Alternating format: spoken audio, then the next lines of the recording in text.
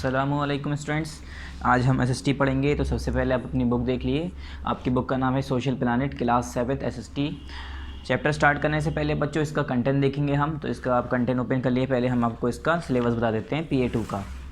तो जैसे कि हमने ऑलरेडी PA2 का सिलेबस आपको बता रखा है। हिस्ट्री में आपको बताया था कि चैप्टर 6 और चैप्टर 7 आएंगे आपके, ठीक है। हमने आपको बताया था हिस्ट्री में कितने चैप्टर हैं, 2 चैप्टर PA2 में, चैप्टर 6 और चैप्टर 7। उसके बाद जियोग्राफी में बताया था हमने, इसमें 2 चैप्टर हैं, चैप्टर 16 और चैप्टर 17। इसमें भी आपके 2 चैप्टर हैं जियोग्राफी में। फिर सिविक्स की बात करें तो सिविक्स में भी आपके 2 चैप्टर हैं, चैप्टर 25 और 26। ये 2 चैप्टर आपके सिविक्स में भी हैं। ज्योग्राफी में हमारे एक चैप्टर हो गया था, चैप्टर नंबर 16। आज हम करने जा रहे हैं चैप्टर नंबर 17, ठीक है। Natural vegetation and wild life हम पार्ट 7 में कंप्लीट कर चुके हैं। आज हम पढ़ेंगे chapter number 17, human environment. Page number 118 open कर लिए। स्टार्ट करते हैं ह्यूमन एनवायरनमेंट। ओके स्टूडेंट्स, ये हमारा किस में स्टार्ट होगा, पार्ट नंबर 8 में। पेज नंबर 118 ओपन कर लिए जल्दी से। पेज नंबर 118 ओपन करिए और यहाँ पर क्या लिखना है आपको, यहाँ पर पार्ट लिखना है और आगे क्या लिखना है, आगे आपको डेट लिखनी है। तो डेट तो आपको खुद लिखनी होती है, ये आप अपने आप मेंशन कर दिएगा। जिस दिन ये वीडियो यूट्यूब पर अपलोड हो उस दिन की यहाँ पर तारीख लिख दिएगा। चलिए अब करते हैं रीडिंग। स्टार्ट करते हैं। ह्यूमन चैप्टर का नाम ह्यूमन एनवायरनमेंट। पार्ट कौन सा है बच्चों, पार्ट नंबर 8। तो यहाँ पर पार्ट नंबर 8 मेंशन कर दिए। Let's read. Primitive man were entirely dependent on nature for their basics needs like food, clothing and shelter. ये कह रहे हैं प्रिमिटिव मैन, यानी पहले ज़माने के आदमी जो होते थे बच्चों, वो पूरी तरह से किस पे डिपेंड होते थे, नेचर पे, कुदरत पे। किसके लिए, अपनी बेसिक्स ज़रूरतों के लिए। जो छोटी मोटी ज़रूरतें हैं या हर तरीके की जो निजी ज़रूरतें हैं उनके लिए किस पर डिपेंड होते थे, नेचर पे, कुदरत पे। कौन कौन सी ज़रूरत, जैसे कि खाना, कपड़ा और घर, ठीक है। शेल्टर यानी छत, घर के लिए छत के लिए, कपड़े के लिए और खाने के लिए, हर चीज़ों के लिए वो किस पर डिपेंड होते थे पहले, प्रिमिटिव मैन किस पर डिपेंड होते थे, नेचर पे, कुदरत पे। अपने आप तो कोई काम करते नहीं थे, तो वो सारी चीज़ें किससे लेते थे, कुदरत से, नेचुरल एनवायरनमेंट से, नेचर से। Slowly and gradually they learn how to build homes, grow food. फिर हल्के हल्के वो जो है क्या सीख गए बच्चों, उन्हें पता चल गया कि कैसे खाना बनाना चाहिए, कैसे घर बनाने चाहिए। उन्हें क्या आ गया, they learn how to build homes, उन्हें घर बनाना आ गया। ग्रो फूड्स, कैसे अनाज उगाया जाए, ये भी उन्हें आ गया। तो हल्के हल्के करके ये चीज़ें भी वो सीख गए कि कैसे खाना उगाना है, कैसे अनाज उगाना है, कैसे खेती करनी है, कैसे घर बनाना है।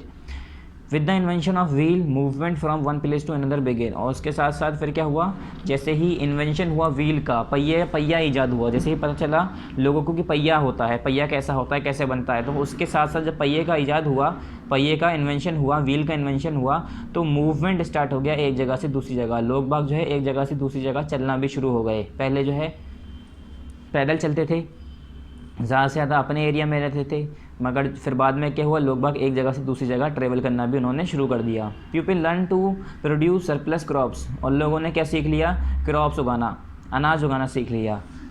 सरप्लस क्रॉप उगाना सीख ली, ठीक है। Transportation became faster. ट्रांसपोर्टेशन क्या हुआ बच्चों, फास्टर हो गया। पहले पैदल चला करते थे, अब गाड़ियाँ लगा दी, गाड़ियों से पहले से तेज़ चलने लगे। उसके बाद these development processes pave the way to a settle life. और ये जो डेवलपमेंट प्रोसेसेस हैं बच्चों, इसने जो है क्या कर दिया, एक सेटल लाइफ की तरफ ज़रिया खोल दिया, रास्ता बना दिया। पहले लोग बाग सेटल लाइफ नहीं जीते थे। पहले लोग बाग क्या करते थे, इधर उधर ट्रेवलर थे, मतलब मूव करते रहते थे खाने की तलाश में, ठीक है, घर की तलाश में, तो खाने की तलाश में, काम की तलाश में, इधर उधर अपने जानवरों के लिए चारे की तलाश में इधर उधर घूमा करते थे। अब क्या है, लोग बाग अपनी जगह पर रुक कर फिर काम करते हैं।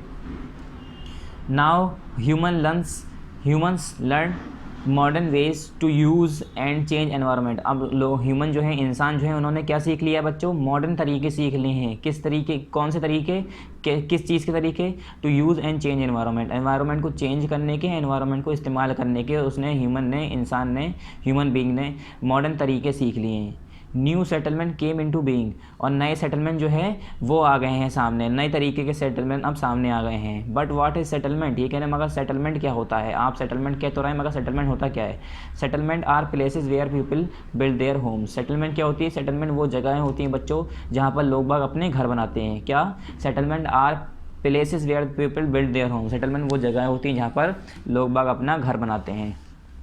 टाइप्स ऑफ सेटलमेंट, कितने तरह के सेटलमेंट होते हैं पढ़ेंगे। Early human lived in trees and in caves temporary to protect themselves from wild animal.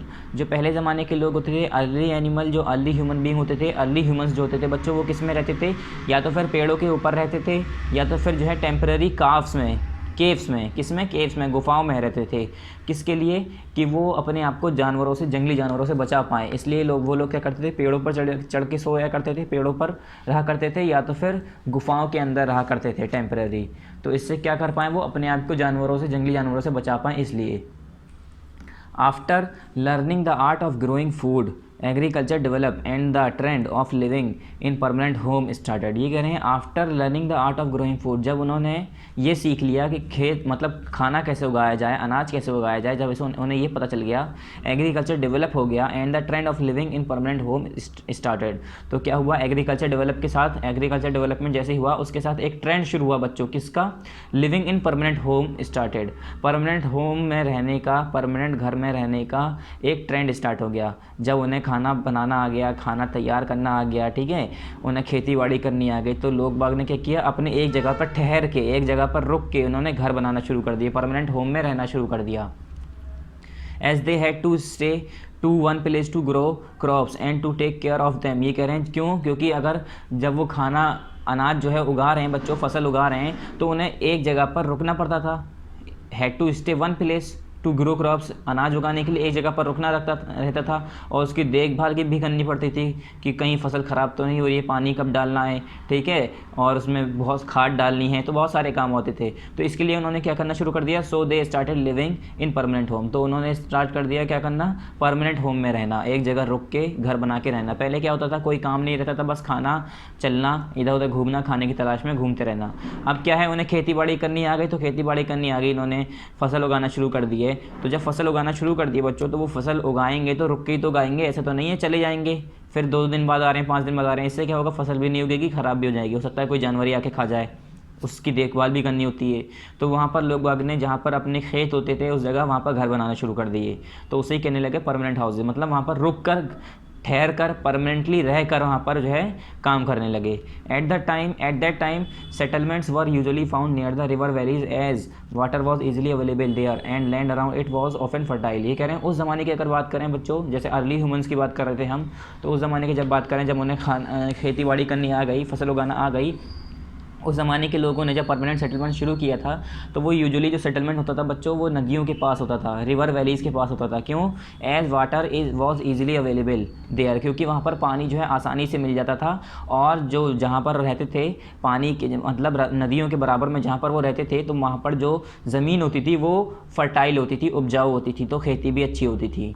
Some of the example are bank of river Indus, Tigris, Nile, Hwang Ho, but with the development of trade. ये कह रहे हैं कुछ example दिए इन्होंने जहाँ जहाँ पर लोग बाग ने अपना सेटलमेंट शुरू किया था, परमानेंट सेटलमेंट, जैसे कि इंडस है, टिग्रीज है, नाइल है और हुएंगहो, ये जगहों, ये नदियों के नाम हैं, ठीक है, bank of reverse.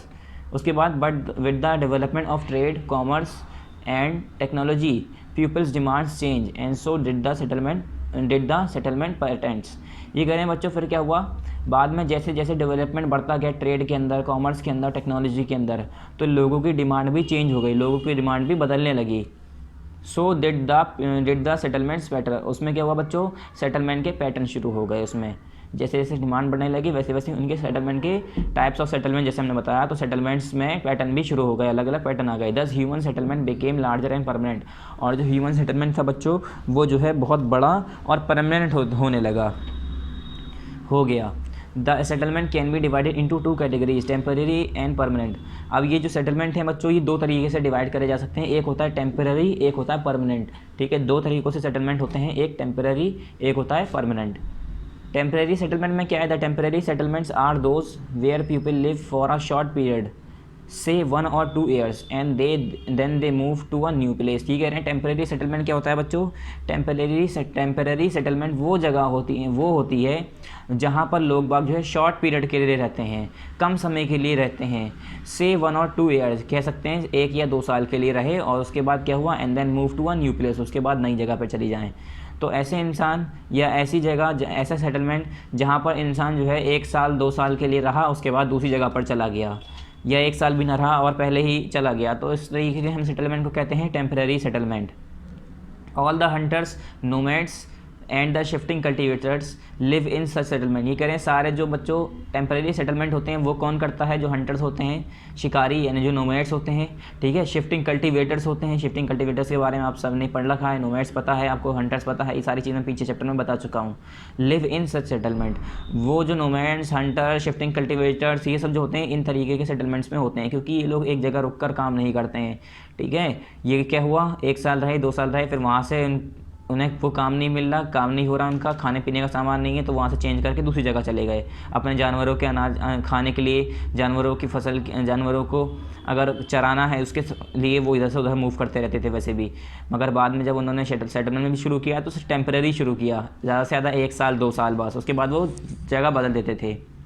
They normally practice transhumance, वो क्या प्रैक्टिस करते थे normally, transhumance, that is the seasonal movement of people in search of new pastures. Transhumance क्या होता है बच्चों, ट्रांस ह्यूमन्स में ये होता है कि that is the seasonal movement, उसमें सीजनल मूवमेंट होता है लोगों का, किसके सर्च में, पास्चर्स के सर्च में, न्यू पास्चर्स के सर्च में, नई जगह के सर्च में, नई ऐसे सेटलमेंट की जगह, नई सेटलमेंट के लिए, नई जगह के लिए, जहाँ पर उन्हें नया सेटलमेंट डालना है उसके सर्च के लिए लोग बाग जो है ट्रांसह्यूमन करा करते थे। वो लोग मतलब एक जगह से दूसरी जगह चलते थे, सीजन्स के हिसाब से वो अपनी जगहें बदल देते थे। The temporary settlement are mostly found in desert, tundra, equatorial forest and hilly areas. ये कह रहे हैं जो टेम्परेरी सेटलमेंट है वो ज़्यादातर बच्चों कहाँ पर देखा गया है, डिजर्ट में, ठीक है, टुंड्रा, इक्वेटोरियल फॉरेस्ट जो है और हिली एरियाज़ हैं वहाँ पर, इन जगहों पर ये इस तरीके के टेम्परेरी सेटलमेंट्स लोग बाग करते थे और देखे जाते हैं। फिर आया हमारा परमानेंट सेटलमेंट। परमानेंट का तो बस मतलब ही तो परमानेंट है, मतलब जो हमेशा के लिए हो, टेम्परेरी तो टेम्परेरी मतलब कुछ दिन के लिए, कुछ समय के लिए। Permanent settlement with more and more developments the people build pucca house and these grew into permanent settlement. नहीं कह रहे हैं ज़्यादा से ज़्यादा जब डेवलपमेंट होने लगा तो लोग बाग ने क्या करना शुरू कर दिए बच्चों, पक्का हाउस बनाने शुरू कर दिए, और वो क्या होने लगे फिर वही परमानेंट सेटलमेंट बनने लगे। क्योंकि अब अगर आप टेम्परेरी सेटलमेंट की बात करें तो यहाँ पर देखिए तंबू टाइप का लगा हुआ है, ठीक है, टेंट लगे हुए हैं, उखाड़ निकाले टेंट और चले गए। पक्के हाउस बना दिए तो पक्के हाउस में क्या है, अब उन्हें पूरा तोड़वाना पड़ेगा, ठीक है, ईंटें निकलवाओ, सब तुलवाओ, उसमें जो है इतना पैसा पहले ही लगा है, उसके बाद फिर दोबारा पैसा लगेगा, तो पैसे का भी नुकसान होगा, तो लोग बाग ऐसे घरों को तोड़ते नहीं और जाना भी पसंद नहीं करते फिर। तो इस तरीके के क्या होते हैं, परमानेंट सेटलमेंट होते हैं। पक्का हाउस बना के, पक्के घर बना के लोग बाग उसके अंदर परमानेंट सेटलमेंट करना शुरू कर देते हैं। The permanent settlement can be broadly group into 2 categories. ये कह रहे हैं बच्चों परमानेंट सेटलमेंट जो है उसे हम 2 कैटेगरीज में ब्रॉडली ग्रुप कर सकते हैं, मतलब 2 कैटेगरी में हम उसे बांट सकते हैं। पहला है रूरल सेटलमेंट, एक होता है अर्बन सेटलमेंट। मतलब परमानेंट सेटलमेंट 2 तरह के होते हैं, एक रूरल सेटलमेंट, एक अर्बन सेटलमेंट। तो रूरल यानी जो गाँव वाला इलाका हो, अर्बन यानी जो शहर वाला हो। चलिए नेक्स्ट पे देखिए, यहाँ पर पेज नंबर 118 है, पेज नंबर 100 किस पर जाना है हमें, पेज नंबर 119 पर जाना है। तो यहाँ से देखिए द के बाद यहाँ पर ऊपर टॉप पर the settlements are distinguish as rural और urban on the basis of size of population. ये कह रहे बच्चों जो सेटलमेंट है वो कैसे डिवाइड हुए, रूरल और अर्बन, कैसे बताया कि ये रूरल सेटलमेंट है, ये अर्बन सेटलमेंट है, ये कैसे डिवाइड किया गया, कैसे बांटा गया, ये साइज़ ऑफ पॉपुलेशन के हिसाब से, पॉपुलेशन की साइज़ के हिसाब से, ऑक्यूपेशनल स्ट्रक्चर ऑफ पीपल के जो ऑक्यूपेशनल स्ट्रक्चर है उसके हिसाब से, public utility service available and the administration, और जो वहाँ पर पब्लिक यूटिलिटी सर्विस अवेलेबल हैं और जो एडमिनिस्ट्रेशन है, इन सब चीज़ों को देखकर रूरल और अर्बन सेटलमेंट अलग अलग हिस्सों में डिवाइड कर दिए गए। पहला आया हमारा रूरल सेटलमेंट। क्या है यहाँ पर, the rural settlement. Common Indian villages are called rural settlement. ये कह रहे हैं जो कॉमन इंडियन विलेजेस हैं, जो इंडिया के गांव हैं, हिंदुस्तान के गांव वाले इलाके हैं, वो हमारे रूरल सेटलमेंट में आते हैं। The rural people are engaged in activities like agriculture, fishing, forestry, craft work, trading etcetera. ये क्या कह रहे हैं, जो रूरल पीपल होते हैं बच्चों वो किस में इंगेज होते हैं, कौन सी एक्टिविटीज़ कर रहे होते हैं, वो एग्रीकल्चर यानी खेती बाड़ी, और मछलियाँ पकड़ना, जंगलों में फॉरेस्ट्री करना, ठीक है, क्राफ्ट वर्क करना, ट्रेडिंग करना एक्सेट्रा। इस तरीके के काम होते हैं किसके, रूरल सेटलमेंट में, जो गाँव में लोग बाग होते हैं। Rural settlement have limited resources to fulfil the local needs of the people. ये कह रहे हैं जो रूरल सेटलमेंट्स होता है उसके अंदर कुछ लिमिटेड ही रिसोर्सेज मौजूद होते हैं, जिससे जो है लोकल नीड्स जो है लोगों की, जो पीपल हैं, जो लोग बाग हैं, उनकी लोकल नीड, उनकी लोकल ज़रूरतें ही खाली पूरी हो पाएँ। इसलिए रूरल सेटलमेंट क्या है, उसके पास लिमिटेड रिसोर्सेज होते हैं, जिससे कुछ लोकल जो नीड्स हैं, जो छोटी मोटी ज़रूरतें हैं, वही पूरी हो पाती हैं लोगों की। They are supplied by local market, post office, primary health centre, school etcetera. और वो जो लोकल नीड्स, लोकल ज़रूरतें होती हैं, वो कौन कौन सी कहाँ कहाँ से पूरी हो रही होती हैं, वो सप्लाई कहाँ से हो रही होती हैं, लोकल मार्केट से, पोस्ट ऑफिस से, प्राइमरी हेल्थ सेंटर से, स्कूल से एक्सेट्रा। मतलब ये सारे छोटी मोटी जो हेल्थ केयर सेंटर होंगे, छोटे मोटे प्राइमरी स्कूल होंगे छोटे मोटे बने हुए, ठीक है, और ऐसे ही हमारे कुछ पोस्ट ऑफिस बने हुए हैं। तो ये सारी क्या है, लोकल ज़रूरतें तो उनकी होती हैं, जिसमें ये सारे जगहें जो हैं उसे उनके काम को पूरा करती हैं। जैसे पोस्ट ऑफिस है तो खत भेजना है तो पोस्ट ऑफिस में गए वो लोग, बच्चे हैं छोटे मोटे पढ़ने जा रहे हैं तो स्कूल में जा रहे हैं, अगर बीमार पड़ रहा है तो प्राइमरी हेल्थ सेंटर में कोई जा रहा है, इस तरीके से। The structure of the rural settlement varies in different region of the rural India. ये कह रहे हैं जो स्ट्रक्चर है बच्चों, वो रूरल सेटलमेंट का वो वेरी करता है different region of the rural India.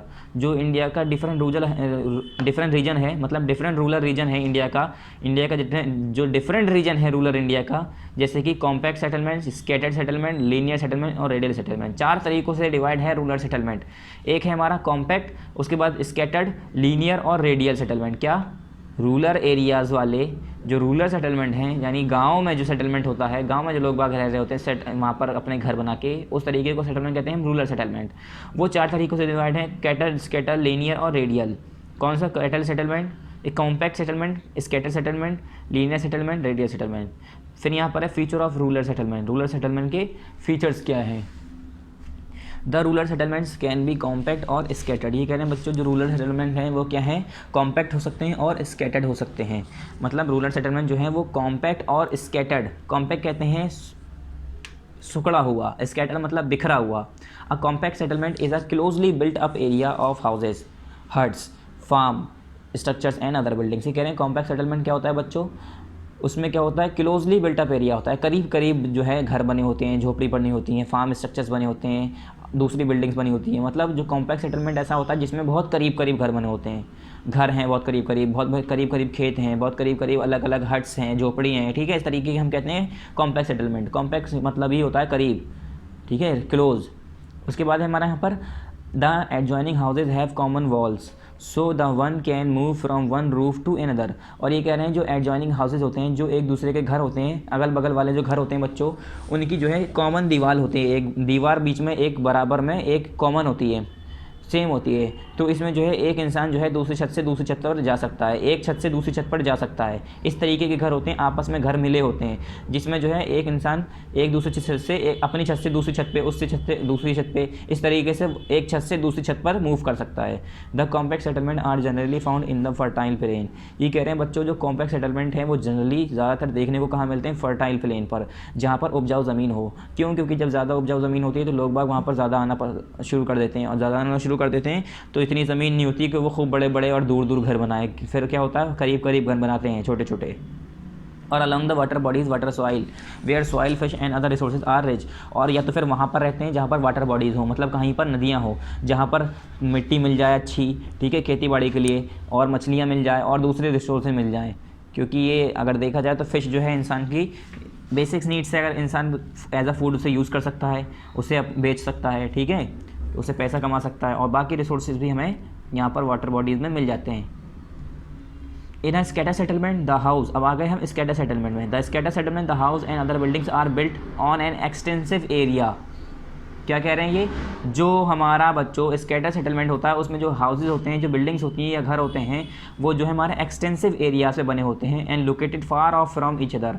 बड़ी जगहों पर बने होते हैं घर, और जो है मतलब बड़ी सी जगह होती है वहाँ पर घर बने होते हैं खूब सारे, और उसमें जो है वो आपस में बहुत दूर दूर होते हैं। क्या, and located far of from each other, एक दूसरे से वो दूर दूर होते हैं, छतें मिली नहीं होती आपस में। Such settlement are generally found in the areas of extreme climate. ये कह रहे हैं ऐसे सेटलमेंट बच्चों वहाँ पर मिलते हैं जहाँ उस एरियाज़ में जहाँ पर एक्सट्रीम क्लाइमेट होता है, ठीक है, जैसे कि हिली ट्रैक्ट है, थिक फॉरेस्ट है, ग्रासलैंड है, पुअर एग्रीकल्चर रीजन है, where the farmer have to live on the agriculture land.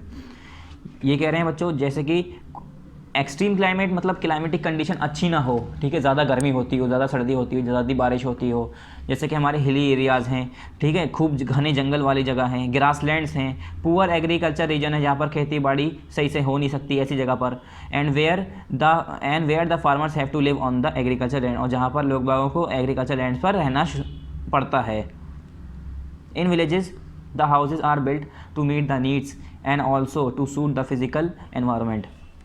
ये क्या कह रहे हैं बच्चों, विलेजेस में जो गांव में जो घर बनते हैं वो किस लिए, टू मीट द नीड्स, अपनी ज़रूरतों को पूरा करने के लिए। कैसी ज़रूरतें, घर पे रहने, अपने सबसे पहले इंसान को छत चाहिए रहने के लिए, सोने के लिए, जानवरों से बचने के लिए, चोरों से बचने के लिए, बरसात से बचने के लिए, धूप से बचने के लिए, और हवाओं से बचने के लिए, ठंड से बचने के लिए, मतलब हर तरीके की परेशानी से इंसान अपने घर में ही बच सकता है। And also to suit the physical environment, और जो सारे फिजिकल एनवायरनमेंट हैं उससे बचाने को अपने आप को। The houses have slanting roofs in areas of heavy rainfall. ये क्या कह रहे हैं बच्चों, वो घर, वो एरियाज़ जहाँ पर खूब तेज़ बारिश होती है वहाँ पर कैसे घर बनते हैं, स्लैंटिंग रूफ होती है उनकी, क्या ढलान वाली छतें होती हैं उनकी, आपने देखा होगा स्लोप बनी होती हैं, इस तरीके से छतें होती हैं कुछ जगहों पर बच्चों, जो ज़्यादातर पहाड़ी इलाकों में या ज़्यादातर जहाँ पर बारिश ज़्यादा होती है। क्यों? क्योंकि उसका पानी वहाँ पर छत पर जमा ना हो और वो बह जाए। In some areas the rain water gets collected, और कुछ एरियाज़ में तो बारिश का पानी कलेक्ट किया जाता है, इकट्ठा किया जाता है। In such places the houses or huts are generally built on stilts or on a raised platform. ये कह रहे हैं इन जगहों पर जहाँ पर खूब सारी बारिश हो रही है तो उस जगह पर ज़्यादातर घर कैसे बनते हैं, इन सच प्लेसेस पे क्या होता है, the houses or huts are generally built on stilts or on a raised platform. ऐसी जगहों पर क्या होते हैं, घर जो होते हैं, झोपड़ियाँ जो होती हैं वो ज़्यादातर स्टिल्स पर, खंभों पर, जो आपने देखा होगा पिलर्स टाइप का बना दिए जाते हैं उस तरीके से, या ऊंचाई पर, या थोड़ा ऊंची ज़मीन पर करके अपना जो एरिया है उसे ऊपर करके थोड़ा, फिर उसके बाद घर बनाया जाता है कि ज़्यादातर बारिश आए तो उसके अंदर ना घुस जाए घर के अंदर। तो एरियाज़ ऊपर रखते हैं, अपने घर ऊपर रखते हैं, वो थोड़ा ऊँचे पर बनाते हैं। फिर आया द अर्बन सेटलमेंट। अभी हमने पढ़ लिया यहाँ पर, कॉम्पैक्ट पढ़ लिया, स्कैटर पढ़ लिया, लीनियर और रेडियल का इन्होंने बताया नहीं है। अर्बन सेटलमेंट है। अब नेक्स्ट हमारा अर्बन टॉपिक पढ़ते हैं। अर्बन सेटलमेंट क्या होता है? The town and cities are called urban settlement. ये कह रहे हैं बच्चों जो टाउन और सिटीज़ है वो हमारे अर्बन सेटलमेंट में आते हैं। The total population should be more than 5000 in India. ये कह रहे हैं एंड द मेन ऑक्यूपेशन 5000 1 10 100,000। ये कह रहे हैं जो टोटल पॉपुलेशन होती है वो कम से कम 5000 से ज़्यादा होनी चाहिए। मैं किसी कह रहा हूँ अर्बन सेटलमेंट में, किसी शहर में, किसी टाउन के अंदर 5000 से ज़्यादा है इस तरीके की। And the main occupation of the people are manufacturing, transport, trade and service. 5000 पूरे इंडिया की बात नहीं कर रहा हूँ मैं, इंडिया के अंदर जो हमारे अर्बन सेटलमेंट है उन जगहों पर जहाँ जहाँ अर्बन सेटलमेंट है कम से कम 5000 लोग तो रहते ही हैं, उससे ज़्यादा ही रहते हैं। गाँव की अगर बात करें तो गाँव में ही 1500 लोग हो जाते हैं। तो अगर मैं अर्बन की बात करूँ शहरों की, तो वहाँ पर लोग ज़्यादा रहते हैं, तो वहाँ पर कम से कम तो 5000 तो होने ही चाहिए और से ज़्यादा। And the main occupation of the people are manufacturing, transport, trade and services. ये कह रहे हैं और जो मेन ऑक्यूपेशन होता है यहाँ के लोगों का मेन काम होता है वो क्या करना होता है? मैन्युफैक्चरिंग करना, ट्रांसपोर्ट करना, ट्रेड करना और सर्विसेज करना यानी जॉब करना। It should have an administrative setup like a municipal committee और कॉर्पोरेशन। और ये कह रहे हैं अर्बन सेटलमेंट में एक एडमिनिस्ट्रेटिव सेटअप होना चाहिए, जैसे कि हमारा म्यूनिसिपल कमेटी या म्यूनिसिपल कॉर्पोरेशन जिसे हम कहते हैं, इस तरीके का। ठीक है, हमारे अर्बन सेटलमेंट में गांव में क्या होता है? पंचायत होती है हमारी, सरपंच होते हैं, ठीक है, पंचायती सिस्टम होता है। और अर्बन सेटलमेंट में क्या होता है? हमारे जो शहर होते हैं उसमें म्यूनिसिपल कमेटी और म्यूनिसिपल कॉर्पोरेशंस होते हैं। आया हमारा अब features of urban settlement. Urban settlement के बच्चों फीचर्स क्या हैं? ठीक है, फीचर्स में देखिए, अर्बन सेटलमेंट में बी सिटीज़ और टाउन्स। ये कह रहे हैं बच्चों जो अर्बन सेटलमेंट होता है वो क्या होता है? जो अर्बन सेटलमेंट होता है वो हमारा सिटीज़ भी हो सकता है, ये टाउन्स भी हो सकता है। An urban settlement is characterised by a high density of population and availability of modern facilities. ये कह रहे हैं एक अर्बन सेटलमेंट है वो किसके ज़रिए कैरेक्टराइज होता है? High density of population and availability of modern facilities. Urban settlement जहाँ जहाँ होगा वहाँ पर हाई डेंसिटी होगी पॉपुलेशन की, मतलब पॉपुलेशन बहुत ज़्यादा होगी, घनी आबादी होगी, और मॉडर्न फैसिलिटीज़ वहाँ पर अवेलेबल होगी, मौजूद होगी। अगर आपने कहीं पर ऐसा देखा कि वहाँ पर हाई डेंसिटी के लोग बाग बहुत सारे हैं, मौजूद हैं, और वहाँ पर मॉडर्न फैसिलिटीज़ मौजूद है, तो आप समझ जाइए कि हमारा ये अर्बन सेटलमेंट है। ठीक है, in urban areas the people are engage in manufacturing, trading and services. ये कह रहे हैं अगर हम अर्बन एरियाज़ की बात करें तो वहाँ पर लोग बाग मैन्युफैक्चरिंग, ट्रेडिंग करना, सर्विसेज करना, इस तरीके के कामों में इंगेज होते हैं, मतलब जुड़े होते हैं। Urban areas have congested man made structure with little open space, ये कह रहे हैं। और जो अर्बन एरियाज़ होते हैं बच्चों वो कंजेस्टेड होते हैं, घोंच पोंच वाले एरियाज, जिसमें क्या होता है मैन मेड स्ट्रक्चर होते हैं। Urban areas have congested man made structure with little open space. इस तरीके से आपको देख रहा होगा अर्बन सेटलमेंट है बच्चों, देखिए कितने करीब करीब और कितने बड़े बड़े अजीब बड़े बड़े यहाँ पर घर बने हुए हैं, बिल्डिंग्स बनी हुई हैं और रास्ते बहुत करीब करीब हैं, ठीक है। ग्राउंड्स मिलना इतना आसान नहीं होता है इसमें अर्बन सेटलमेंट में। वैसे तो अब हर चीज़ें देखी जाती हैं, पार्क बनाए जाते हैं, ठीक है, ग्राउंड्स बनाए जाते हैं, मगर जो अर्बन सेटलमेंट की अगर बात करें तो घर बहुत करीब करीब और ऐसा लगता है कंजेस्टेड हो रहा है, बहुत घोंच पोंच जिसे हम कहते हैं, ठीक है। बहुत सारा ऐसा लगता है कि बहुत छोटी सी जगह में बहुत सारी जगह चीज़ें बना दी हैं। उसके बाद आए advantages of urban settlement. Urban settlement का एडवांटेजेस क्या है, फ़ायदा क्या है अर्बन सेटलमेंट करने का। तो यहाँ देखिए, people can travel speedily, easily, reasonably, comfortably from place to place. पहले सबसे पहला जो अर्बन सेटलमेंट है बच्चों, वहाँ पर जो है लोग बाग जो है स्पीडली, तेज़ी से, ईजिली यानी आसानी से, रीजनेबल कंफर्टेबली और हर कंफर्ट अपने हिसाब से, कंफर्ट के हिसाब से वो जो है आराम से ट्रेवल कर सकता है। एक इंसान अगर अर्बन सेटलमेंट में रह रहा है, अर्बन एरियाज़ में रह रहा है यानी शहरों वाले इलाके में रह रहा है, वो तेज़ चल सकता है, ठीक है, स्पीडी ईजिली आसानी से मूव कर सकता है एक जगह से दूसरी जगह, एक जगह से दूसरी जगह। कैसे, अगर हमें पता है अर्बन एरियाज़ में हमारी मॉडर्न टूल्स टेक्निक्स हैं, बाइक्स हैं, मोटर बाइक्स हैं, हमारी सड़कें अच्छी होती हैं, ठीक है, ट्रेन्स है और मेट्रो ट्रेन्स हैं, बुलेट ट्रेन्स है। गाँव में थोड़ी ना चलती हैं ट्रेन्स, या गांव में थोड़ी ना, अगर बसेस चल रही हैं तो चल भी रही हैं तो कुछ जगहों पर चल रही हैं, या तो फिर वहाँ पर फिर रोड अच्छी होनी चाहिए। तो विलेजेस में क्या होता है, इस तरीके के सारी ये चीज़ें मिल नहीं पाती हैं, ठीक है, रिसोर्सेज ये मिल नहीं पाते। From place to place, that is from home to place of employment and return. जैसे ये कह रहे हैं कि अगर हम अर्बन सेटलमेंट की बात करें, अपने घर से हम वहाँ पर जाते हैं जहाँ पर हम एम्प्लॉयमेंट, हम जहाँ पर जॉब कर रहे हैं या हमारा जहाँ पर काम चल रहा है वहाँ पर डायरेक्ट जाते हैं और डायरेक्ट वहाँ से हम अपने घर तक वापस आते हैं।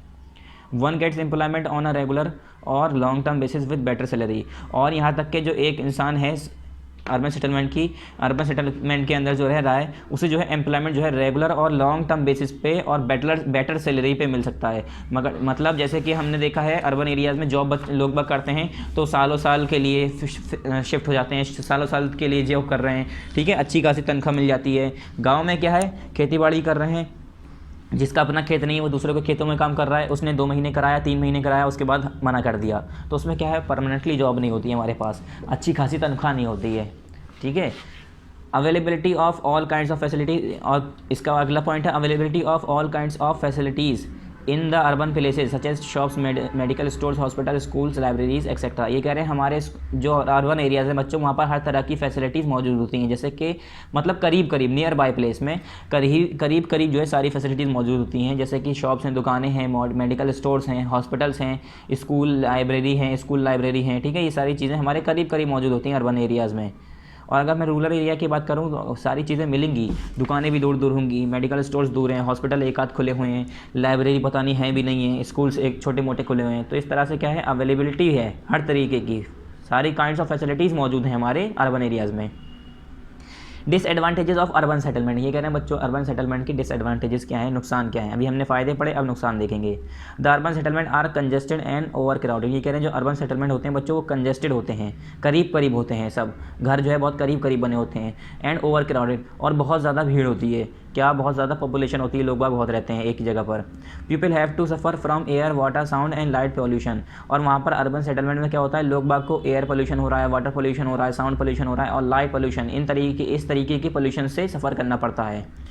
एयर पोल्यूशन में क्या है, खूब सारी vehicles, train, motorcycle, bike, car वगैरह वगैरह चलती हैं, तो उससे हमारा एयर पोल्यूशन होता है। वाटर पोल्यूशन में क्या है, कूड़ा करकट, ज़्यादा लोग रहेंगे तो ज़्यादा गंदगी होगी, तो उससे वाटर पोल्यूशन होगा। साउंड पोल्यूशन होगा, जब ज़्यादा लोग रहेंगे, ज़्यादा काम होगा एक ही जगह पर, कहीं इंडस्ट्री चल रही है, कहीं हमारा कोई काम कर रहा है, कहीं कुछ चल रहा है, खूब सारी गाड़ियाँ चल रही हैं, हॉर्न बज रहे हैं, तो इससे भी हुआ। लाइट पोल्यूशन भी होता है, ठीक है। थर्ड है the living condition are not conducive to health, ये कह रहे हैं जो उनकी लिविंग कंडीशन है वो उनकी हेल्थ के हिसाब से कंड्यूसिव नहीं है, मतलब बेहतर नहीं है। जो उनके रहने के तरीके हैं वो ज़्यादा उनकी हेल्थ को क्या करती है, नुकसान करती है।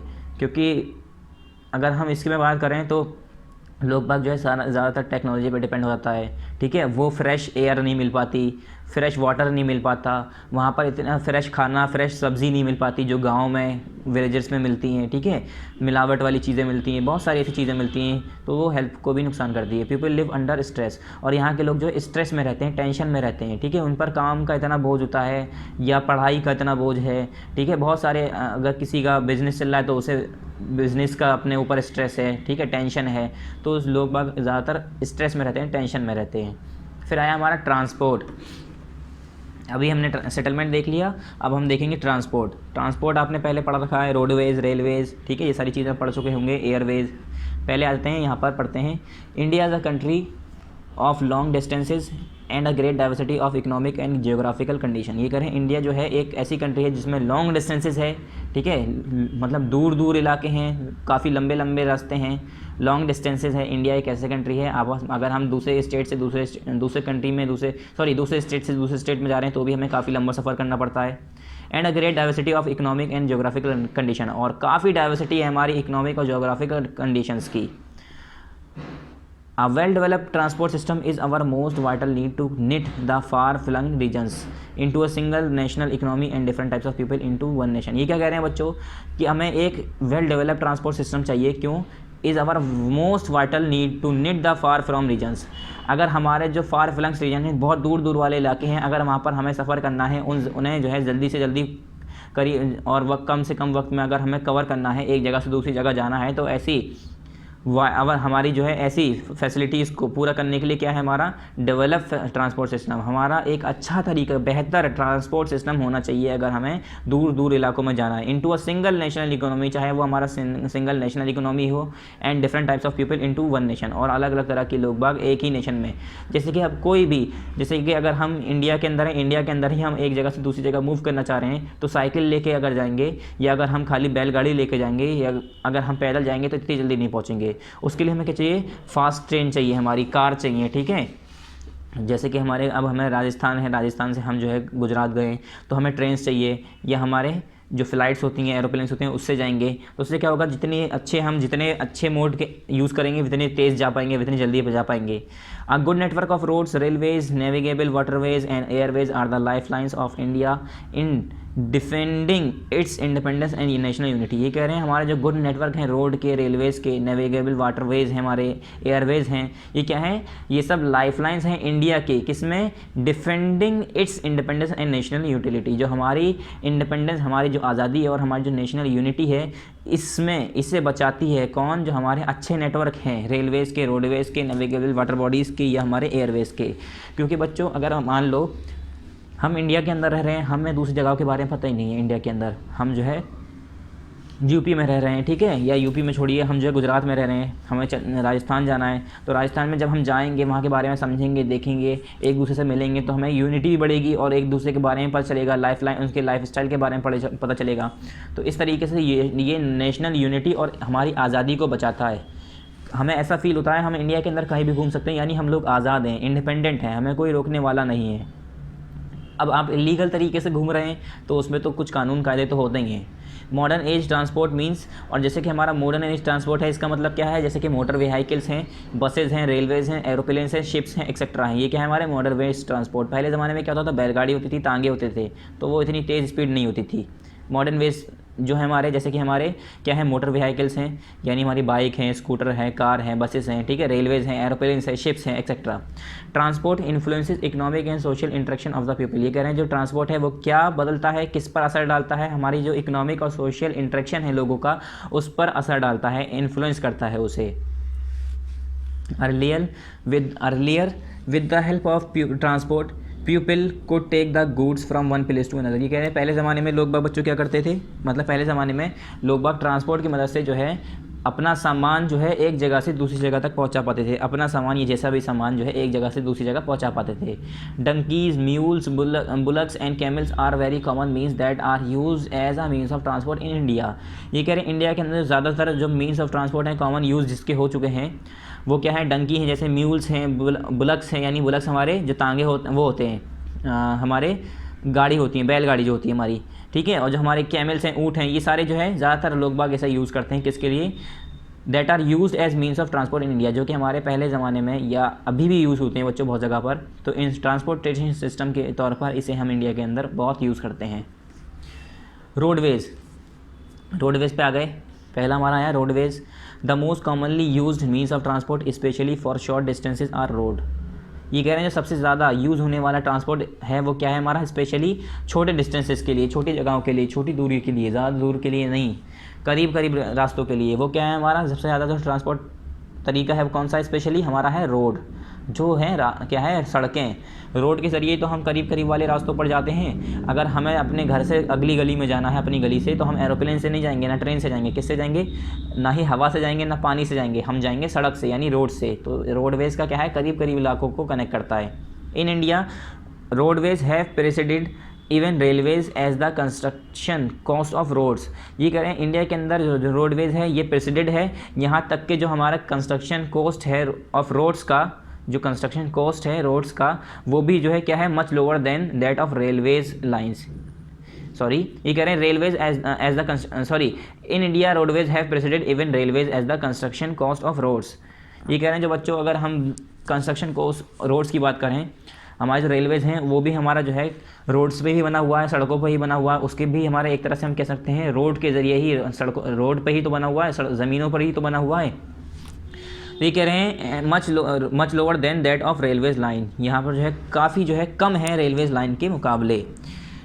And not just that it also provide door to door services. ये कह रहे हैं और ना ही खाली ये ही नहीं, हमारा जो रोडवेज़ है बच्चों ये हमारा door to door services provide करता है। मतलब अपने घर पे ही सारी सर्विसेज मौजूद होती हैं, अपने घर से ही बाहर निकलते ही हम जो है रोडवेज़ का इस्तेमाल करना शुरू कर देते हैं। अब क्या है, हमारे घर पे ही सारा सामान मौजूद होता है।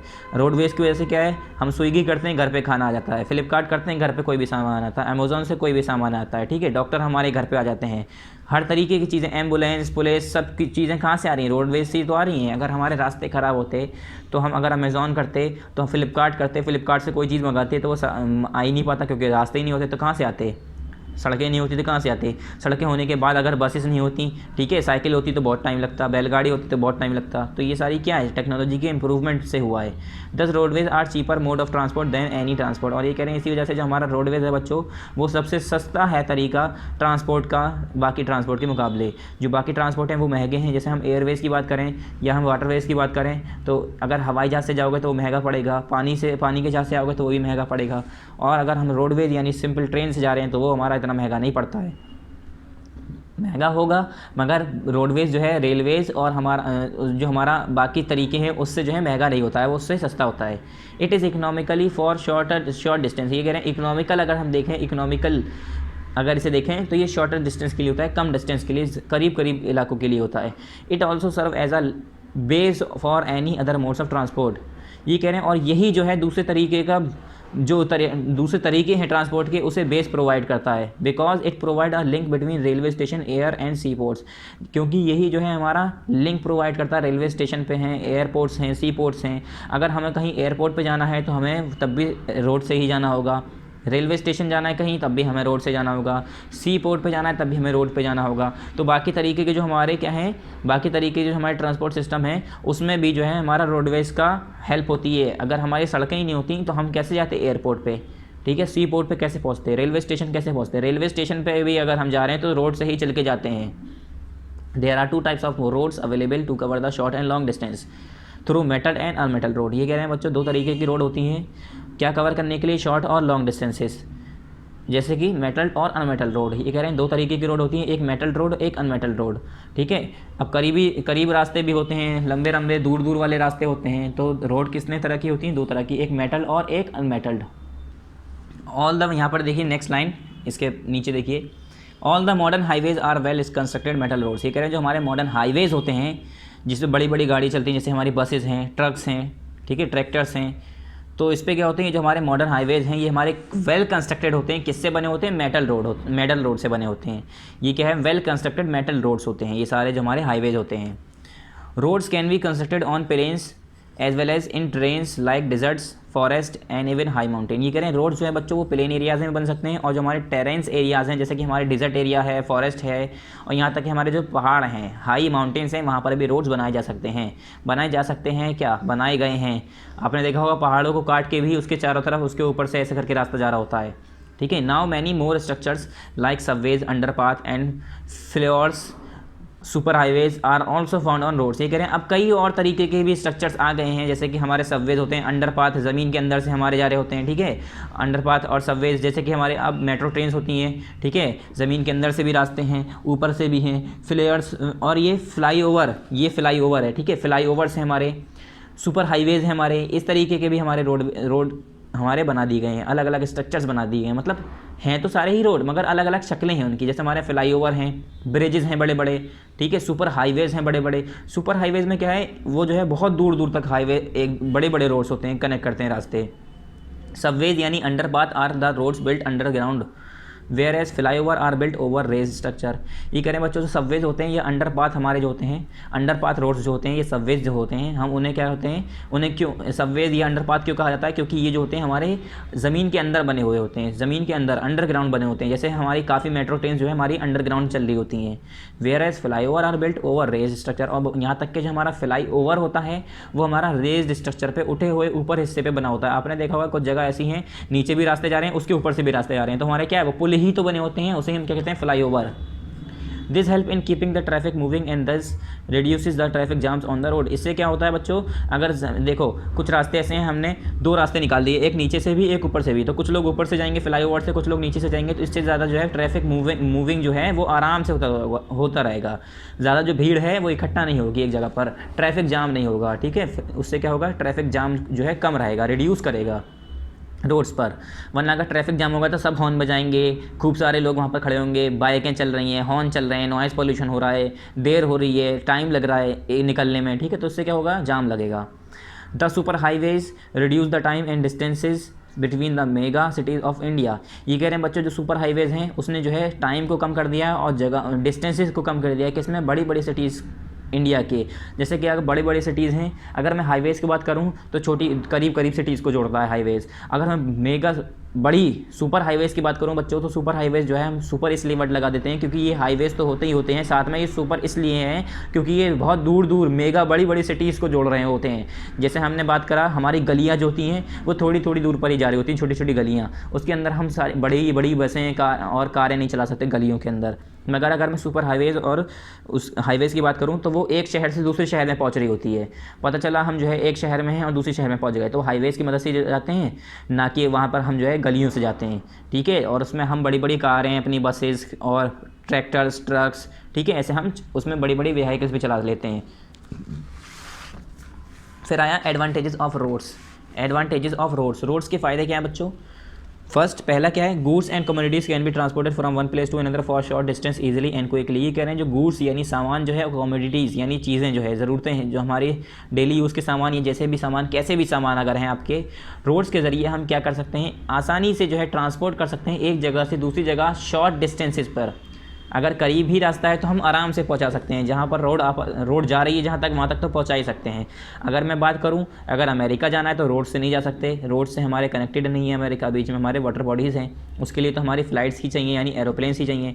मगर हमारे जो करीब वाले रास्ते हैं वहाँ पर ईजिली और आसानी से और तेज़ी से कोई भी सामान और कमोडिटीज़ हम जो है, चीज़ें जो है पहुँचा सकते हैं रोड्स के ज़रिए। सेकेंड है बच्चों, construction is easy and affordable. Construction जो है रोड्स, जहाँ पर हमारे रोड्स मौजूद होते हैं उस एरियाज़ में कंस्ट्रक्शन और इजी होता है और अफोर्डेबल होता है। इजी क्यों होता है बच्चों, क्योंकि अगर हमें जो है कहीं सीमेंट लाना है, हमें ईंटें लानी है, ठीक है, और बहुत सारे ऐसे मटेरियल लाने जो हमारे घर बनाने में काम आएंगे, तो अगर रास्ते सही हैं तो हम आराम से सारा सामान ले आएंगे, ठीक है। अफोर्डेबल होगा, कोई भी हम सामान जो है इतना महंगा नहीं पड़ेगा। अगर हम बहुत दूर जा रहे हैं सामान लेने तो हमें महंगा पड़ेगा। हमारे अब रोड्स की वजह से सारी चीज़ें हमारे पास मौजूद रहती हैं, हमारे वैसे भी अर्बन एरियाज़ में सारी चीज़ें नियरली मौजूद होती हैं। थर्ड है, supply of raw material from mines to factories and finish goods from factories to market are done through roads. जैसे कि हमें सभी को पता है बच्चों, अगर किसी इंडस्ट्रीज़ में, किसी फैक्ट्रीज में कोई सामान बन रहा है, मैंने कहा अगर खिलौने की फैक्ट्री है तो खिलौने की फैक्ट्री में बनने के लिए प्लास्टिक चाहिए, ठीक है, आयरन चाहिए, लोहा चाहिए, जो भी चाहिए, तो वो रॉ मटेरियल भी रोड से ही होके जाता है फैक्ट्री तक। यह मैंने कहा कि जैसे जैसे कि कोई जैसे हमने कह दिया कि हमारी कोई ऐसी फैक्ट्री है जहाँ पर जो है कुछ सामान, घर के सामान बनते हैं, या हमने कहा सोप इंडस्ट्री है, ठीक है, साबुन बनता है, तो साबुन बनने का जो सामान है वो सब भी कैसे जाएगा, सड़क के ज़रिए वहाँ तक रॉ मटेरियल जाएगा, फिर रॉ मटेरियल वहाँ से वापस फिनिश प्रोडक्ट बन के जब पूरा सामान तैयार होकर वो भी सड़कों से ही हमारे घर तक आएगा, मार्केट तक आएगा, फिर वो मार्केट में बिकेगा। तो किसकी मदद से ही हो रहा है ये सारा काम? सड़कों की मदद से। अगर हमारे रोड सही नहीं होती, रोड ख़राब होते, तो हम वहाँ पर सामान नहीं पहुँचा पाते फैक्ट्रियों में, ठीक है, फिर फैक्ट्रियों में वो सामान तैयार होकर हमारे घर तक नहीं आ पाते, मार्केट में नहीं बिक पाते। अब जैसे मैंने कहा हमारी जैकेट्स हैं, लेदर जो है पहले किसी फैक्ट्री में जाएगा, वहाँ पर लेदर की फिर जैकेट बनेगी, फिर वो जैकेट मार्केट में आएगी। तो ये कैसे आ रही है? सब रोड के ज़रिए तो आ रही है। तो ये सारी चीज़ें कहाँ से हो रही है? रोड से। फिर उसके बाद 4th point, people move from one place to another with the help of roads. और हर इंसान एक जगह से दूसरी जगह जो मूव करता है वो किसकी मदद से? रोड की मदद से, रोडवेज़ की मदद से। अगर रोड से नहीं होती तो हम एक जगह से दूसरी जगह कैसे मूव करते? हवा में उड़ के थोड़ी नहीं जाते अगर सड़कें नहीं होती तो। फिर आया हमारा रेलवेज़। नेक्स्ट है हमारा रेलवेज़। यहाँ पर देखिए railways are comparatively cheaper and more convenient means of transport than roadways. ये कह रहे हैं बच्चों, जो रेलवेज़ होता है वो उसके हिसाब से, अगर रोडवेज़ के हिसाब से देखें तो उसे कंपेयर करें तो हमारा वो सस्ता होता है और ज़्यादा कन्वीनियंट होता है, मोर कन्वीनियंट मीन्स ऑफ ट्रांसपोर्ट होता है रोडवेज़ के हिसाब से। It is widely use for transporting goods in bulk over long distances. और ये ज़्यादातर इंसान यूज़ करता है इसे, जो अगर हमें कोई बल्क में खूब सारा सामान, अगर खूब सारा सामान बल्क में गुड्स लेके जाना है एक जगह से दूसरी जगह लॉन्ग डिस्टेंसेस पे, लंबे लंबे रास्तों पर, तो उसके लिए हम रेलवे यूज़ करते हैं बच्चों। आपने देखा होगा मालगाड़ी होती है, मालगाड़ी में हमारी पूरी 30-40 अगर उसमें डिब्बे लगे होते हैं तो 30-40 में हमारा सामान लदा होता है, कोयला है, ठीक है, बहुत सारे ऐसे सामान होते हैं मालगाड़ी में जा रहा होता है। तो वो मालगाड़ी क्या है, दूर दूर इलाकों में पहुंचा रही होती है। अगर हम रोडवेज़ की बात करें तो इतनी दूर दूर नहीं पहुंचना आसान नहीं होता है, पहुंचती है, अब तो बहुत तरक्की हो गई है, रोडवेज़ भी बहुत लंबे रास्तों पर चल रही है, ठीक है। एक जगह से हम दूसरी जगह हम रोडवेज़ से भी जा सकते हैं, जहाँ पर हम रेलवेज़ से पहले जाया करते थे। मगर रेलवेज़ में क्या है, हम ज़्यादा सामान एक साथ ले जा सकते हैं। रोडवेज़ में आप कितना सामान ले जाएंगे? ज़्यादा से ज़्यादा 50 किलो, 100 किलो, 100 किलो, 200 किलो। मगर इससे ज़्यादा कौन सी ऐसी गाड़ी है जो आपको इससे ज़्यादा सामान लेके जा सकते हैं? आप नहीं ले जा सकते। मगर हमारी जो ट्रेन्स हैं, जो हमारे रेलवेज़ हैं, रेलवे सिस्टम है, उस पर जो है हम बल्क में सामान जो है एक जगह से दूसरी जगह लंबे रास्तों पर ले जा सकते हैं। The first public railway was started in England between Stockton and Darlington. ये कह रहे हैं बच्चों, जो सबसे पहले जो पब्लिक रेलवे स्टार्ट हुई थी वो इंग्लैंड में हुई थी। इंग्लैंड में जो कि कहाँ से कहाँ तक चली थी? स्टॉकटन से लेकर डार्लिंगटन 1825 में। इंग्लैंड के अंदर एक जगह है स्टॉकटन, वहाँ से लेकर डार्लिंगटन तक सबसे पहली पब्लिक रेलवे स्टार्ट हुई थी, जिसमें लोग बाग आम जनता के लिए बनाई गई थी। Since then railways have become the popular and fastest form of transport. और उसके बाद से जो हमारा रेलवेज है वो पॉपुलर और सबसे तेज़ फास्टेस्ट ट्रांसपोर्ट बन गया। The growth of railways in the world was due to, पहला, the development of steam engine. सबसे पहले हम बात करेंगे तो हमारा जो डेवलपमेंट हुआ, ग्रोथ हुआ रेलवेज़ का हमारे वर्ल्ड के अंदर, तो वो ग्रोथ कैसे हुआ, तरक्की कैसे हुई रेलवेज़ की, कैसे हुई बच्चों? पहला देखिए कि हमारा स्टीम इंजन इजाद हुआ, सबसे पहले इजाद हुआ स्टीम इंजन। अगर स्टीम इंजन नहीं होता तो हमारा जो रेलवेज़ है वो नहीं होता। स्टीम इंजन इजाद हुआ। एंड दूसरा है यहाँ पर the rapid rise of industries. और इंडस्ट्रीज़ के बढ़ने की वजह से हमारा ये क्या हुआ, हमारे रेलवेज़ में ग्रोथ होने लगी। The industries revolution in Europe and later on in other parts of the world help in the speedy growth and development of the rail transport. ये कह रहे जो हमारा इंडस्ट्रियल रेवोल्यूशन है यूरोप में हुआ था जो, और जो अदर पार्ट्स में दूसरा, जैसे कि अब इंडस्ट्रीज़ की बात करें तो इंडस्ट्री जो है यूरोप में बनने लगी और वर्ल्ड के काफ़ी हिस्सों में लोग बाग इंडस्ट्रीज़ खुलने लगे, इंडस्ट्रियल रिवोल्यूशन शुरू हो गया एक तरह से। इससे क्या हुआ, help in the speedy growth, उससे जो है तेज़ी से जो है तरक्की होने लगी, ग्रोथ होने लगी उसमें। And development of rail transport, और रेल ट्रांसपोर्ट में डेवलपमेंट होने लगा। जब लोगों को लगा कि अभी हमें इसकी ज़रूरत है तो लोग बाग ने ट्रांसपोर्टेशन सिस्टम के लिए रेलवेज़ को और बढ़ाना शुरू कर दिया। ऐसे करके हमारा रेल ट्रांसपोर्ट जो है डेवलप हो गया। Diesel and electric engines have now replace the steam engines. और जो हमारे डीजल और इलेक्ट्रिक इंजन्स हैं वो आ गए हैं किसकी जगह पर, स्टीम इंजन्स की जगह पर।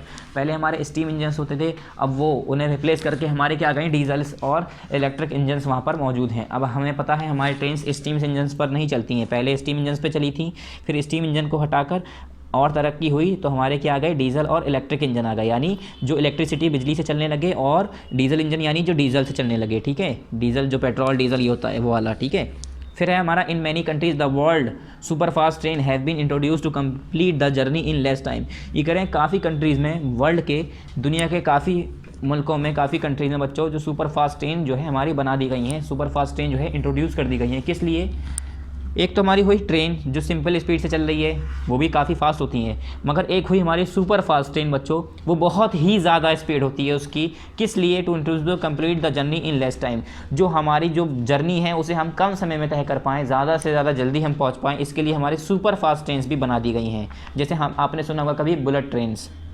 The railways are usually owned and manage by the government as they come under the essential services. ये कह रहे हैं जो हमारी रेलवेज हैं बच्चों, वो यूजुअली नॉर्मली देखा जाए तो वो हमारी मैनेजमेंट ओन और मैनेज बाय गवर्नमेंट, वो हमारी जो है किसके ज़रिए ओन की जाती है, मतलब उसका मालिक कौन होता है? हमारी गवर्नमेंट ही उसके मालिक होती है, और मैनेज भी उसे गवर्नमेंट ही करती है, क्योंकि as they come under the essential services, क्योंकि वो जो है हमारी ज़रूरतें जो है ज़रूरत वाली सर्विसेज हैं उसे पूरा करती है, उसके अंडर में आती है।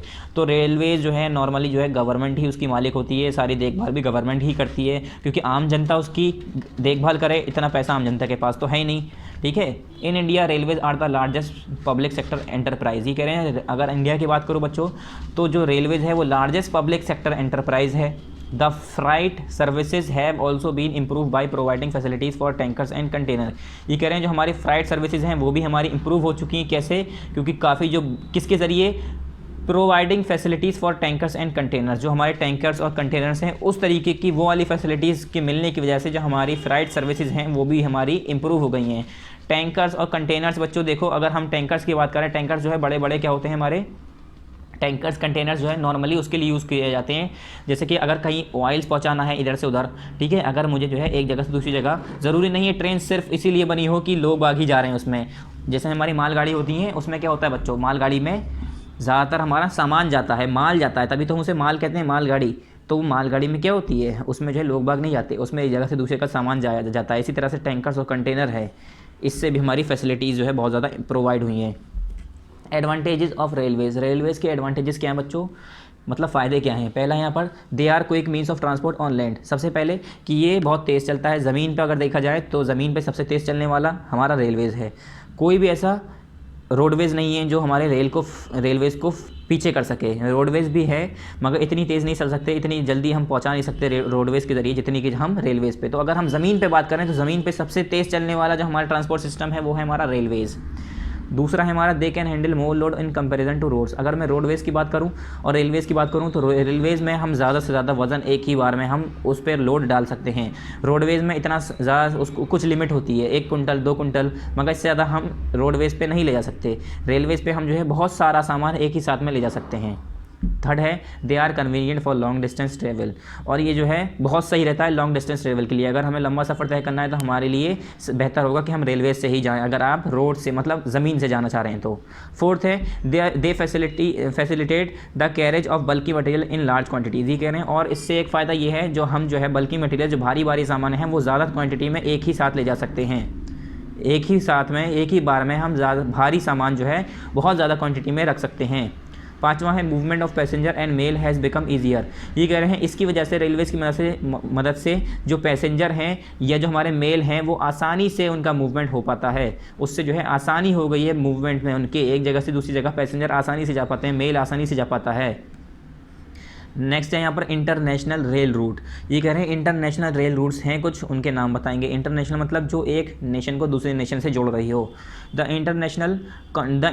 इंटरकॉन्टिनेंशियल rail routes connect two ends of continent. ये कह रहे हैं बच्चों जो इंटरनेशनल या इंटरकॉन्टिनेंटल रेल रूट्स जो होते हैं वो दो एंड्स को, कॉन्टिनेंट के दो एंड्स को जोड़ रहे होते हैं बच्चों, किसी भी कॉन्टिनेंट के दो हिस्से को जोड़ रहे होते हैं। मतलब ऐसे इलाके जैसे कि हम ज़्यादातर बाई एयर जाते हैं, क्या ऐसे इलाकों पर ज़्यादातर हम बाई एयर जाते हैं, मगर कुछ ऐसे रेल रूट्स हैं जो आपस में दो कॉन्टिनेंट्स को जोड़ रहे होते हैं। आपने कॉन्टिनेंट्स के नाम तो पढ़े ही होंगे। Important among these routes are, अब दो रूट्स हैं इंपॉर्टेंट अमंग उनके हैं दिए हुए यहाँ पर 1 2 3 4 दिए यहाँ पर। पहला है trans Siberian railway between Saint Petersburg and Vladivostok, 9333 kilometre का है ये सेंट पीटर्सबर्ग जगह है, ऐसे ही व्लादिवोस्टॉक एक जगह है, इन दोनों को आपस में जोड़ता है ये ट्रांस साइबेरियन रेलवे। 9332 किलोमीटर का इसका सफ़र है, मतलब इन दोनों के बीच का रास्ता है जब ये जोड़ता है आपस में। कैनेडियन पैसिफिक रेलवे जो है ये किसका है, between Vancouver and Halifax, 7050 kilometre है ये। उसके बाद Australian intercontinent between Sydney and Perth, Sydney और पर्थ, ये बिल्कुल ही अलग अलग जगह हैं जो इन्हें आपस में अलग अलग कॉन्टिनेंट्स को जोड़ रहा है। ठीक है, अब हमारा ऑस्ट्रेलियन इंटरकॉन्टिनेंशियल जो है हमारा ये सिडनी से पर्थ तक है। कैप कैरो रेलवे जो है हमारा ये केप टाउन से कैरो तक है, between Cape Town and Cairo, Cape Town और कैरो के बीच में है ये। अब आप सोच लिए कितना लंबा लंबा रास्ता होगा, ये यहाँ पर लिखा है 9332 किलोमीटर, 7050 किलोमीटर, इन दोनों का दिया नहीं है। एयरवेज पे आ जाते हैं, नेक्स्ट है हमारा Airways. Airways is the fastest mode of transport.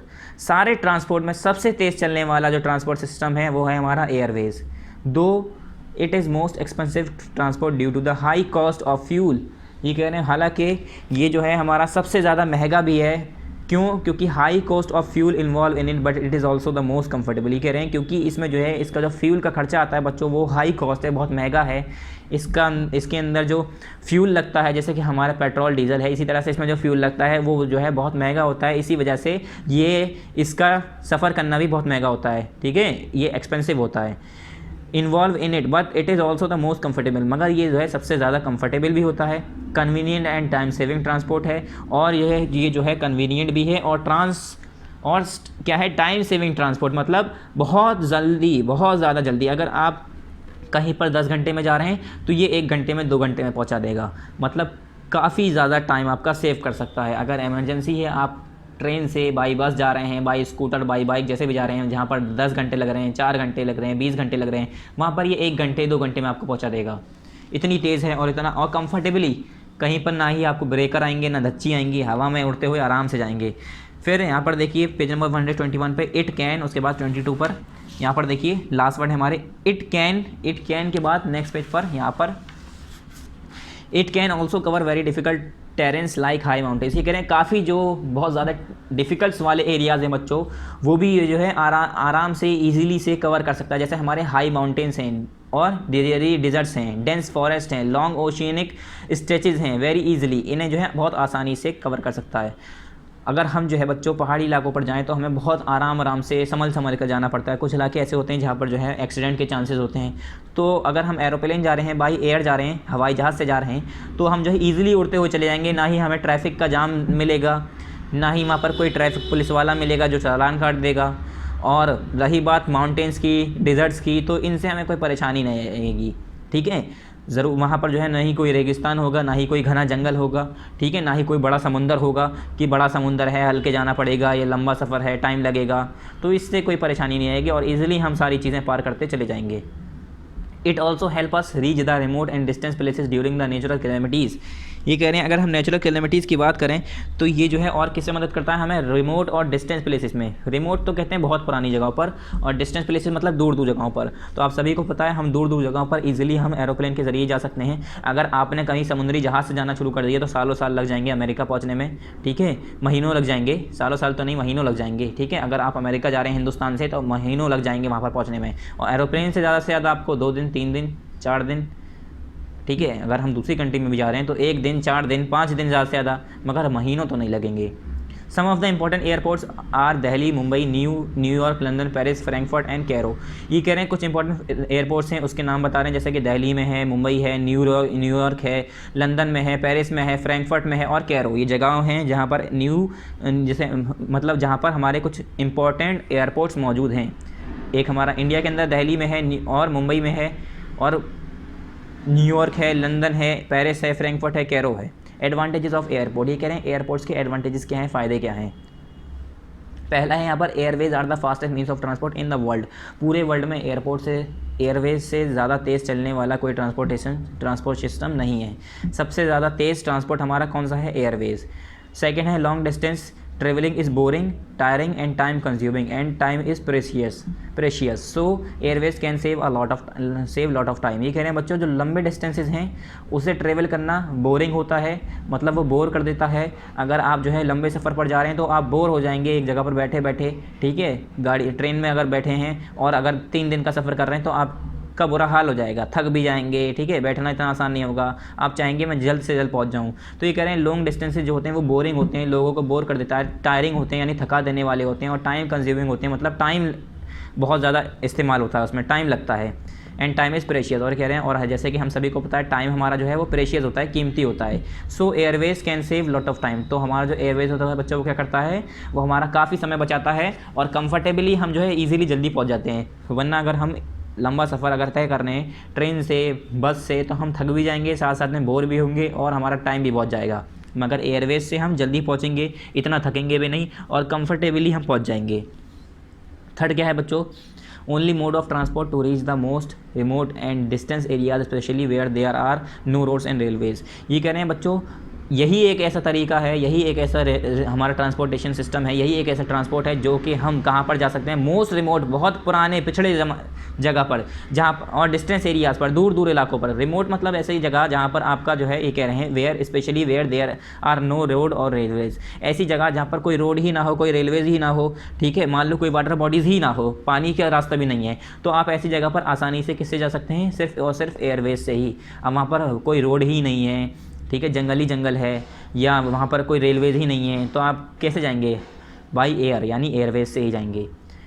Fourth है, in time of calamities like floods etcetera air transport is extensively use for rescue and relief operations. ये कह रहे हैं जैसे कि अगर कोई परेशानी आ जाती है बच्चों कैलेमिटीज़ के टाइम पर, जैसे कि हमारे बाढ़ आ गई या बहुत सारे ऐसे मौके आते हैं, ठीक है, जहाँ पर जो है दवाओं की ज़रूरत पड़ती है या बचाना पड़ता है रेस्क्यू के लिए, ठीक है, उसके लिए क्या होता है हमारा, ये एयर ट्रांसपोर्ट जो होता है बहुत ज़्यादा यूज़फुल होता है for rescue and relief operations के लिए। जैसे कि अगर कहीं पर बाढ़ आ गई तो उन्हें लोग बाग डूब रहे होते हैं, तो आपने देखा होगा हेलीकॉप्टर छोटे छोटे भेजे जाते हैं, ठीक है, उसमें डॉक्टर्स भेजे जाते हैं, दवाइयाँ भेजी जाती हैं, खाने पीने का सामान भेजा जाता है। जो लोग डूब रहे होते हैं उन्हें उसी हेलीकॉप्टर की मदद से बचाया जाता है। ना ही वहाँ पर ट्रेन से जा सकते हैं, ना ही मतलब रेलवे से, ना ही रोडवेज से, ना ही वाटरवेज से, तो हम वहाँ पर एरोप्लेन यानी बाई एयर से ही हम जो है मदद कर सकते हैं, हेलीकॉप्टर की मदद से ही मदद कर सकते हैं। फिर आया हमारा वाटरवेज, नेक्स्ट है हमारा वाटरवेज। अब बच्चों यहाँ पर हम अपना टॉपिक ख़त्म कर देते हैं, उसके बाद हम ये वाला वाटरवेज और हमारी एक्सरसाइजेज जो हैं हम नेक्स्ट पार्ट में करेंगे। ओके स्टूडेंट्स, क्योंकि ये थोड़ा बड़ा हो जाएगा तो हम इसे यहीं पर कंप्लीट कर देते हैं। तो यहाँ पर हमारा कौन सा पार्ट ख़त्म हुआ है बच्चों, यहाँ पर हमारा कौन सा पार्ट खत्म हुआ है, पार्ट नंबर 8 खत्म हुआ है, चैप्टर नंबर 7 का ह्यूमन एनवायरनमेंट का पार्ट नंबर कौन सा है, पार्ट नंबर 8 खत्म हुआ है। कहाँ पर हमारा एडवांटेजेस ऑफ एयरवेज, तो यहाँ पर लिख लिए पार्ट नंबर 8। करने को तो हम इसे कल अभी भी हम कंप्लीट कर सकते थे, मगर बच्चों वीडियो बहुत बड़ी हो जाएगी, ठीक है, तो यहाँ पर लिख लिए पार्ट नंबर 8 कंप्लीटेड और यहाँ लिख लिए पार्ट 9 स्टार्टेड। वाटरवेज से हम जो है पार्ट 9 स्टार्ट करेंगे, ठीक है, पार्ट 9 स्टार्टेड। नेक्स्ट टाइम जो हम पढ़ेंगे हमारा होगा पार्ट 9, यहाँ से पढ़ेंगे हम पार्ट 9। वाटरवेज हमारा रह गया ये पूरा टॉपिक। उसके बाद थोड़ा बहुत कम्युनिकेशंस, एक नया टॉपिक छोटा सा, ठीक है, कम्युनिकेशन वाला टॉपिक करने के बाद हमारी जो एक्सरसाइजेज हैं वो हम इस पर करेंगे, ठीक है। Choose the correct option, filling the blanks, match the following और आंसर द फॉलोइंग क्वेश्चंस। चलिए अब इसके जल्दी से कंटेंट पे आ जाइए। हमने कौन सा पार्ट कंप्लीट किया है बच्चों, पार्ट 8 कंप्लीट किया है, पार्ट 9 हमारा स्टार्ट होगा। कंटेंट पे आइए, इसके हम कंटेंट बताते हैं जल्दी से। कंटेंट पे हम पढ़ रहे हैं ह्यूमन एनवायरनमेंट, पार्ट नंबर कितने में है ये, पार्ट नंबर 8 और 9 में। 8 कंप्लीट हो गया है, 9 बाकी रह गया है, नेक्स्ट टाइम हम 9 पढ़ेंगे। ओके स्टूडेंट्स, पार्ट नंबर 8 और 9 में है हमारा, 8 हमने कंप्लीट कर दिया, 9 हमारा बाकी है जो हम नेक्स्ट टाइम पढ़ेंगे। So thank you very much. Next time हमारा पार्ट नंबर 9 होगा, उसके बाद हमारा चैप्टर ज्योग्राफी का कंप्लीट हो जाएगा। अस्सलाम वालेकुम।